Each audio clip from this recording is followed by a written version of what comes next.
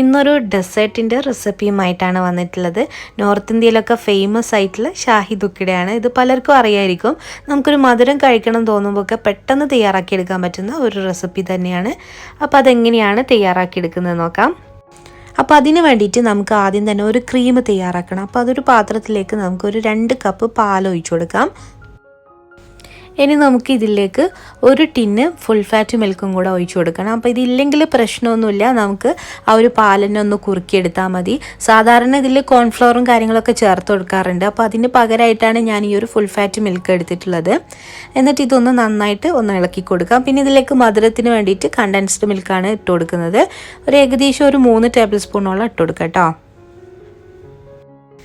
അപ്പം നമ്മളിതിലേക്ക് ഓവറായിട്ട് മധുരമൊന്നും ചേർത്ത് കൊടുക്കണ്ട. നമ്മൾ ആ ഒരു ബ്രെഡിൽ ഷുഗർ സിറപ്പ് ഡിപ്പ് ചെയ്യുന്നുണ്ടല്ലോ, അപ്പോൾ അതുകൊണ്ട് തന്നെ നല്ല മധുരമായിരിക്കും.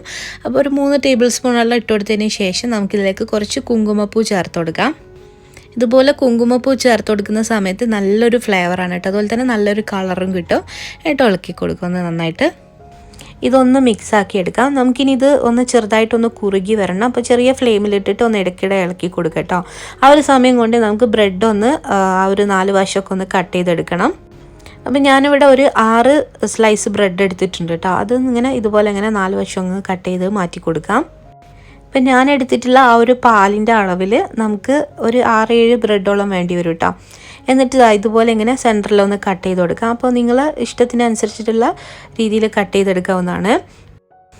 അപ്പോൾ പാലിതാ ചെറുതായിട്ട് കുറുകി വന്നിട്ടുണ്ട്. നമുക്ക് ഇത് പോരട്ടോ, ഇനിയും കുറച്ചും കൂടെ ഒന്ന് കുറുക്കിയെടുക്കാനുണ്ട്. അപ്പോൾ ഇനി ഈ ഒരു സമയം കൊണ്ട് നമുക്ക് ഷുഗർ സിറപ്പ് ഉണ്ടാക്കിയെടുക്കണം. അപ്പോൾ അതിന് വേണ്ടിയിട്ട് ഞാനൊരു പാത്രത്തിലേക്ക് 3/4 കപ്പ് ഷുഗർ ചേർത്ത് കൊടുക്കുന്നുണ്ട്. ആ ഒരു കപ്പിൽ തന്നെ 1/4 കപ്പ് വെള്ളവും കൂടെ ചേർത്ത് കൊടുക്കുന്നുണ്ട് കേട്ടോ. ഇതൊന്ന് നന്നായിട്ട് ഇളക്കിയിട്ട് ഒന്ന് മെൽട്ടാക്കിയിട്ടെടുക്കാം.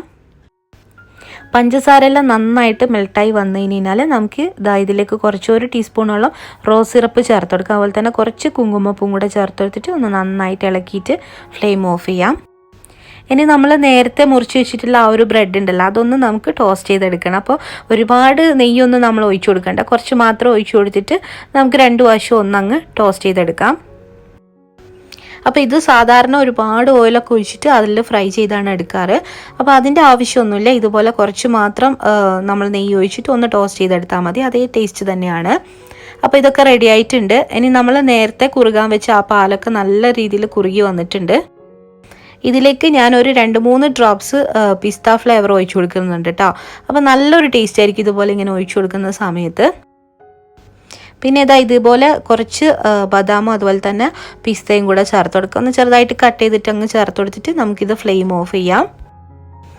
അപ്പോൾ ഇനി ഇത് നമുക്കൊന്ന് സെറ്റാക്കി എടുക്കാം. അപ്പോൾ ചെറുതായിട്ട് ചൂടാറി വന്നിട്ടുണ്ട് കേട്ടോ. ഇത് നല്ല ചൂടിലൊന്നും നമ്മളിതിൽ മുക്കിയെടുക്കേണ്ട ആവശ്യമൊന്നുമില്ല. അപ്പോൾ ഈ ഒരു നമ്മൾ ടോസ്റ്റ് ചെയ്തെടുത്തിട്ടുള്ള ആ ഒരു ബ്രെഡ് ഇതുപോലെ ഇങ്ങനെ ഒന്ന് സിറപ്പിലൊന്ന് മുക്കിയെടുക്കാം.